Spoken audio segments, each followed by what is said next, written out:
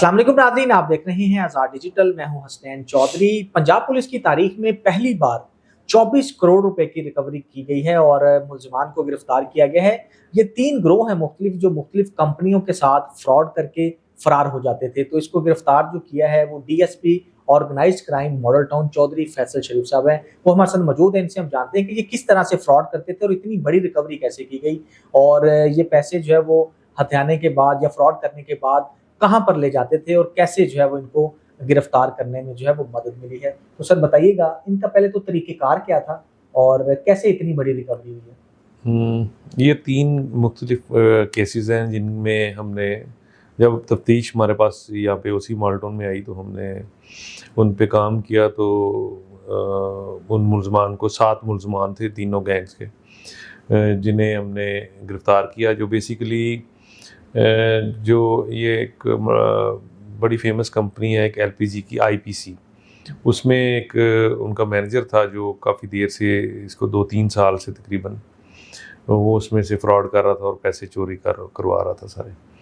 तो तकरीबन जब इस केस की हमने तफ्तीश शुरू की तो उसमें ये पता चला कि इन्होंने जो मुद्दई मुकदमा थे उन्होंने तकरीबन अपनी एफआईआर में नुकसान अपना लिखा था तकरीबन 27 करोड़ रुपया। लेकिन जब हमने तफ्तीश की तो हमने उन्हें बताया कि मुलज़म ने ये इंकशाफ किया है कि तकरीबन वो 40 करोड़ रुपये इनका खा चुका है अभी तक। 40 करोड़ रुपए जी। तो उसमें से हमने अल्हम्दुलिल्लाह अभी तक 15 करोड़ रुपया रिकवर करके तो जो मुद्दई हजरात हैं उनको दिया, जो आज प्रेस कॉन्फ्रेंस पे भी तशरीफ़ लाए थे। और उसके बाद अभी मज़ीद तकरीबन 8.5 करोड़ रुपया जो है वो 2-3 दिन में मुतवक्किल है जो रिकवरी की इंशाल्लाह ताला। और जो मुलज़म ने वहाँ पे छुपाए हुए थे पैसे मुख्तलिफ एसेट्स की शक्ल में या जिस तरह, वो हम करवा रहे हैं। तो इसके अलावा दूसरे केस में एक काफ़ी बड़ा टेक्सटाइल ग्रुप है कम्फर्ट के नाम से, और मोस्टली उनकी जो रेडीमेड गारमेंट्स हैं वो सप्लाई करते हैं उनको। बड़े मशहूर ब्रांड हैं ज़ारा और मसूमी दती, बाहर स्पेनिश ब्रांड्स हैं, तो उनको भी यहाँ से रेडीमेड गारमेंट्स जा रहे थे। तो इनका रॉ कपड़ा जो था वो काफ़ी अरसे से चोरी हो रहा था। जब वो तफ्तीश हमारे पास आई है तो उसमें हमने तकरीबन मुलजमान जो गिरफ़्तार करके तकरीबन 9 करोड़ रुपया कैश की सूरत में और तकरीबन 18 लाख रुपए का कपड़ा, रॉ कपड़ा जो अनस्टिच था, वो हमने रिकवर किया उनसे, जो चोरी करके उन्होंने साइड पे रखा हुआ था। और इसी तरह तीसरा गैंग जो था वो इन्वर्टर्स की एक कंपनी थी, उससे वहाँ से इन्वर्टर चोरी हुए और हमने उस गैंग को ट्रेस किया। ट्रेस करने के बाद वो इन्वर्टर अफ़गानिस्तान स्मगल होने वाले थे। हमने उनको मुलजमान को गिरफ़्तार करके और उनके कब्ज़े से 80 लाख रुपया तकरीबन रिकवर किया। तो इस तरह तीनों गैंग्स की हमने तकरीबन 24 करोड़ और 3 लाख रुपया अब तक रिकवर हो चुका है। मज़ीद कोई 8 से 10 करोड़ रुपया मज़ीद अभी रिकवरी 1-2 दिन में इंशाल्लाह ताला मुतवक्किल है।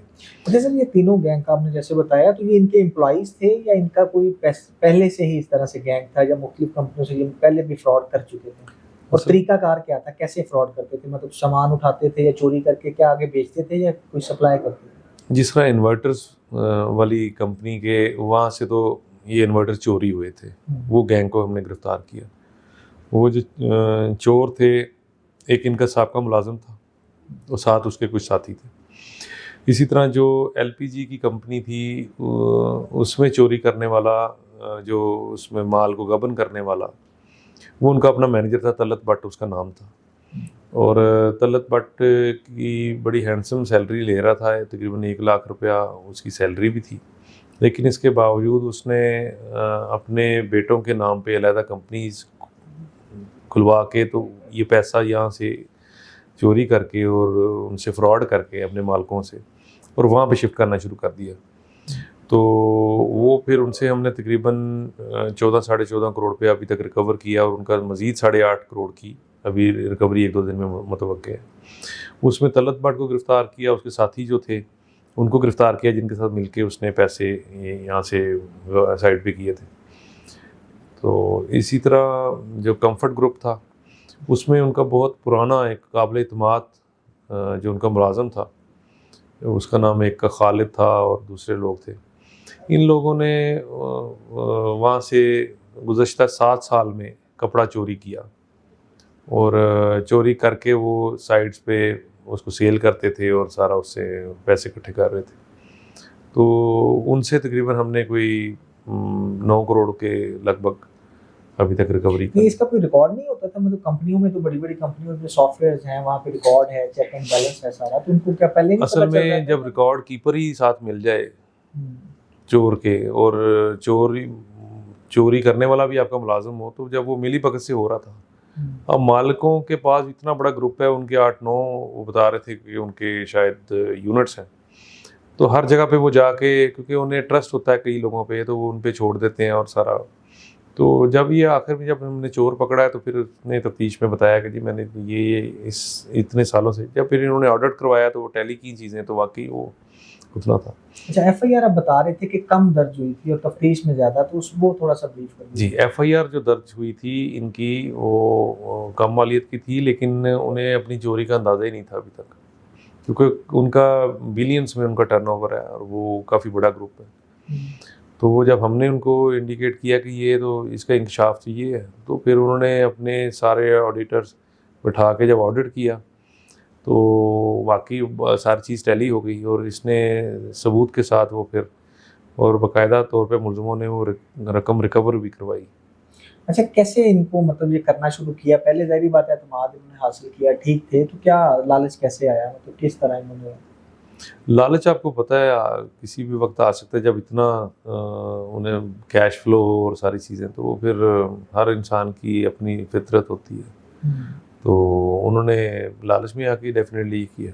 तो ये आपस में रिश्तेदार हैं या कोई मतलब मुलाजिम दूसरे हैं, या मतलब ग्रो इन्होंने कंप्लीट बनाया? नहीं, ये तीनों डिफरेंट केसेस है जिनकी आज हमने एक प्रेस कॉन्फ्रेंस की है और टोटल तीनों में से नहीं, ये हमने कपड़े वाला जो हम बात कर रहे हैं, जी कपड़े उसमें- वाले मोस्टली अपने अजीज़ों और रिश्तेदारों के साथ मिलकर कर रहे थे, क्योंकि उनका 4-5 हज़ार एम्प्लॉई है उनके पास, तो काफ़ी बड़ी वो फैक्ट्रीज़ हैं।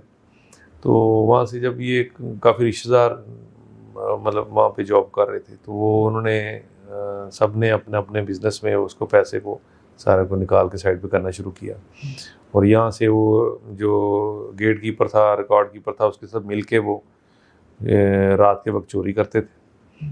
तो इसको इसलिए फिर हमने कोई 18 लाख रुपए मालियत का कपड़ा भी रिकवर किया है। अच्छा, कपड़ा वो होलसेल मार्केट में बेचते थे या बाहर एक्सपोर्ट करते थे? नहीं, वो जो कपड़ा रिकवर किया वो रॉ कपड़ा था, ओके, वो उसको फिर मुख्तलिफ यूनिट्स को बेच देते थे। ठीक हो गया। और जी। दूसरा जो गैस वाला आप बता रहे हैं, उनका क्या तरीक़ेकार था? उनका तरीक़ेकार मैंने आपको जैसे बताया कि वो तलत भट्ट नामी जो मैनेजर था, उसने जो इनका भी पूरे पाकिस्तान में बिज़नेस फैला हुआ था और इनके बैरून मुल्क में भी इनके ऑफिसेज़ हैं। तो जो एलपीजी आ रही होती थी ताफ्तान बॉर्डर से और सारी ये वो उन गाड़ियों का वो एक गाड़ी की मालियत तकरीबन एलपीजी की जो 1.25 से 1.5 करोड़ रुपया थी। तो इन्होंने पैरेलल एक अपनी कंपनी रजिस्टर करवाई बेटे के नाम पे। वो करवाने के बाद यहाँ से जब वो बाकी कस्टमर्स जिनको ये एलपीजी सप्लाई करते थे उनसे वो लेके और डायरेक्टली अपने बेटे को भिजवाने शुरू कर दी और मालिकों को ये बताया कि जी वो अभी पेमेंट में डिले कर रहे हैं, ये वो है। मीनवाइल वो पैसे को सर्कुलेट करते थे। वो करने के बाद उन्होंने साइड पे पैसे वो निकालने शुरू किए। जब इन्हें शक पड़ा तो कि जी पैसे आहिस्ता आहिस्ता कम हो रहे हैं हमारे जो बेसिक अमाउंट है, और वो तो उन्होंने फिर एक एफआईआर दर्ज करवाई, जिस पे जब तफ्तीश हमने की तो फिर वो हमने उन्हें बताया कि मुलज़िम ने तो ज़्यादा फ्रॉड किया हुआ। जब उन्होंने फिर ऑडिट इन्होंने भी करवाया तो फिर पता चला कि 27 करोड़ नहीं, इनका तो 40 करोड़ का नुकसान हो चुका है, जिसमें से अल्हम्दुलिल्लाह हमने 15 करोड़ एक और तकरीबन 8.5 करोड़ रुपया का वो 1-2 दिन में मज़ीद मतवक्को है। अच्छा, ये कितने साल का इनका फ्रॉड था और इसमें सज़ा क्या हो सकती है? सारे मुलज़िमान गिरफ्तार हैं या अभी कुछ रहते हैं गिरफ्तार? अभी 1-2 मुलज़मान फ़रार हैं, बाकी गिरफ्तार हैं और इंशाल्लाह ताला इन्होंने तकरीबन 1.5-2 साल में ये फ्रॉड किया है एलपीजी वाला। अब आगे इनको इस केस में क्या सज़ा हो सकती है? सज़ा तो चले वो जो इनके FIR के मुताबिक ही होगी। इनका जो जुर्म है इंशाल्लाह ताला हम पूरी कोशिश करेंगे कि इनको इस गबन में जो कैफरे किरदार तक पहुँचाएँ और हम बाकायदा तौर पे इनको बगैर किसी रायत के हम इंशाल्लाह ताला चलान कर रहे हैं और अल्लाह खैर करेंगे। अच्छा, ऐसी बड़ी कंपनियों के लिए आप क्या मैसेज देना चाहेंगे? कैसे एम्प्लॉयज़ के साथ किस तरह मतलब वो इससे बच सकते हैं या इसको बचाया जा सकता है ऐसे फ्रॉड्स में? ऐसे फ्रॉड्स के लिए तो मैं ये कह सकता हूँ कि इनको चाहिए कि अपनी सर्विलेंस ज़रा थोड़ी स्ट्रिक्ट करें और अच्छे तरीके से स्क्रूटनी करके बंदों को रखें, फिर उन पे नज़र भी रखें। ये जब किसी पे आप अंधा एतमाद करते हैं और बिल्कुल, तो वो इसका ये रिज़ल्ट निकलता है।